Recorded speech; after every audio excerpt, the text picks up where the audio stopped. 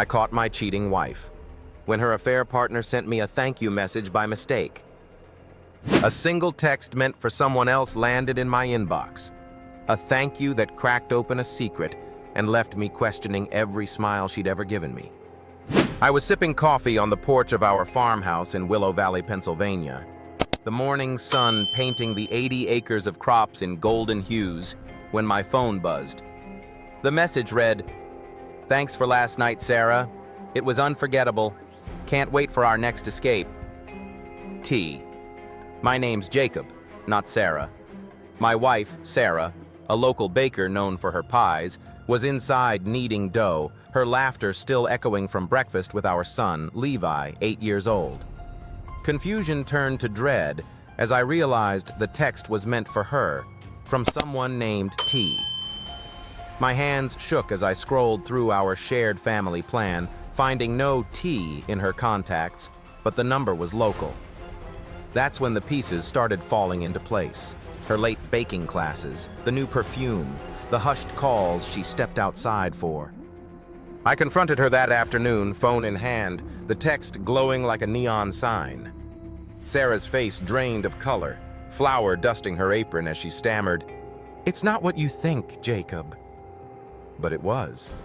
She confessed to an affair with Tom, a supplier who delivered flour to her shop, their meetings extending to stolen nights at his place. The text was a mistake, sent to me instead of her secret line. She cried, saying it started as loneliness during harvest season when I was busiest, but it had grown into something she couldn't stop. I felt the sting of betrayal, the farm we'd built together now a hollow shell of trust. The next days were a storm of emotions. I sent Levi to stay with my sister, needing space to think. I drove the tractor through the fields, the hum of the engine drowning my thoughts, but the hurt lingered. Sarah moved to her mother's house, leaving me with the land and a marriage in ruins. Yet the community noticed. Neighbors brought casseroles, asking questions I couldn't answer. At the weekly potluck, old man Henry, who'd known us since our wedding, pulled me aside.